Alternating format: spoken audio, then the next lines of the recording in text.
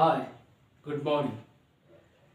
In this today's session of my consultancy, innovative organization development consultancy, I am still in module 1 and on the second topic. And the second topic is all about the types of knowledge.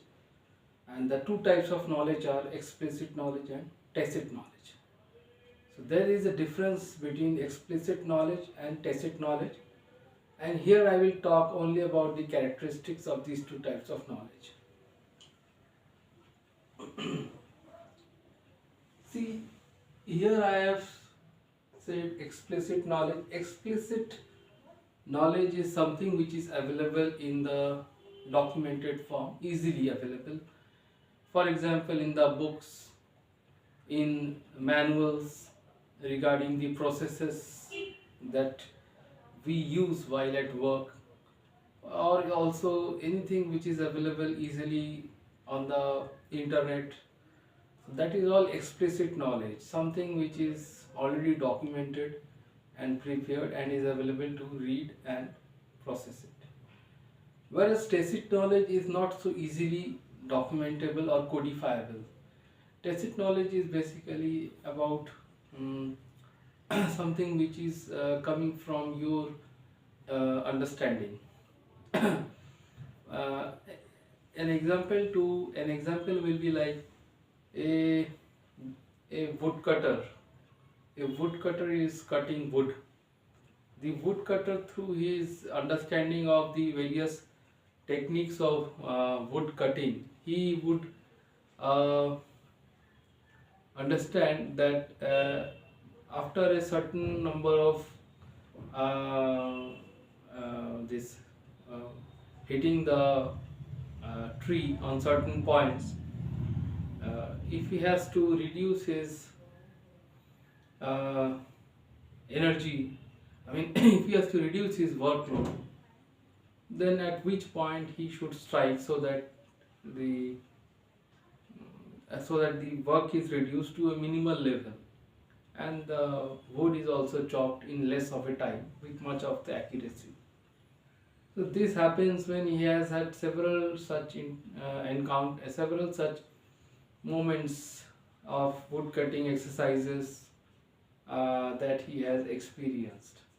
So over a period of time he has tried to understand that cutting of wood at every level is a matter of understanding at which fine point he has to make a good strike, a good hit on the wood, that his work is reduced. So this is basically an experiential learning. You are achieving a mastery over your trade through on the job training, over hands-on experience.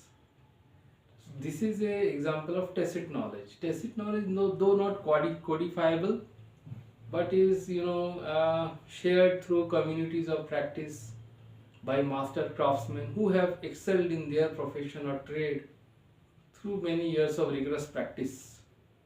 So the practice has enabled them to achieve a level of certain mastery which is finely ingrained in their mind, that when they are at this step, how they should act, and when they are at another step, what is the strategy they use. It is very situation specific, context specific, and not so easily codifiable. It's not so easily documented in books or papers as we find in the case of explicit knowledge. So tacit knowledge is basically a trait of the mastery one has achieved in their profession or trade. Here in this tacit knowledge, I have spoken about the character. I am going to speak about the characteristics, which is personal and experiential. As I said, that it is personal. Personal meaning everyone has their own level of experience, own level of understanding, own level of you can say mastery of the trade. That level is differing from person to person, and the efficiency also differs. based on how many years of practice has gone into it, and the level of understanding, how best or uh, the person has understood the thing.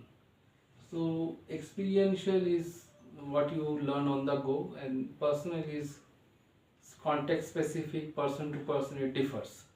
Tacit knowledge is like that, individualized form of knowledge, differs from one person to another based on their understanding and application.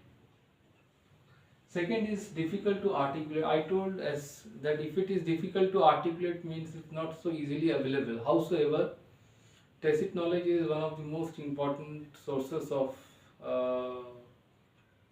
uh, sources of knowledge that is very much unique, that is very much in demand, very much unique, that is very much uh, the real knowledge, because that knowledge is so unique, it is so rare that if you have a good craftsman or a very experienced person who can easily predict for the outcome of any business activity in the future with just looking at the resources available, etc., then it is a source of competitive advantage for the organization. So tacit knowledge is very valuable in nature, and if it is lost, then it may not be able to be regained again, because it differs from person to person. So whenever there is attrition of experienced people from the organization, if that tacit knowledge has not been included in the form of a documentation in the organizational knowledge base, then that tacit experience is lost forever. So organizations make a effort to get it transferred, knowledge transfer of such knowledge in the form of apprentices being attached to experienced managers, experienced uh, department heads, so that they can work alongside or shadow their team manager and learn from them on the go their skills, their understanding, their ways of working, by observation, by imitation, trying to imitate your this team manager, and social interaction, one-to-one social interaction, to know further how he is trying to negotiate, trying to do a particular work, at which point he is adopting what kind of a strategy. So this thing is like this. Uh, it is embedded in culture and practice. Tacit knowledge is very much culture centric. If there is in any organization a culture of sharing knowledge, a culture of let's say there is a culture of uh, trying to bring in new ideas. Uh, there are several places in the company where people are expected to gather in between their working hours, and they are expected to write their messages on the board or uh, share pieces of their suggestions in suggestion box and all this. So what happens is that these things are taken up in the suggestion box, these steps are taken up in the message boards, and since it is in their culture, then they are asking that person who has given that message to uh, show it or try to demonstrate in practice. Tacit knowledge is also discoverable through practice, by demonstration of practice. So when the person has this suggestion has been very attractive, so that person is asked to demonstrate. I mean, he is or he is not asked to demonstrate in front of others, but he is observed while he is there on the work, while he is there moving around, and when he is talking, whatever he is talking. So that thing, is observed to find out the reason of his suggestion. The reason is the experience that he has with him for making a unique suggestion, which is also ingrained in his own reflexes, in his own approach. It is also his experience. So whatever is reflecting from his in his working approach is also his experience, his learning. So that is embedded in his culture and the practice. And also, as I said, context specific. Context specific because tacit knowledge is always contextual in nature. It is a since it is practiced in a particular way on a particular thing over a period of time, so the context is fixed. The context is fixed in the sense the context is not easily overlapped into other contexts. It is a particular situation, for example, wood cutting, cake making, or in case of negotiating a deal, or the way a doctor performs a surgery, a particular type of surgery.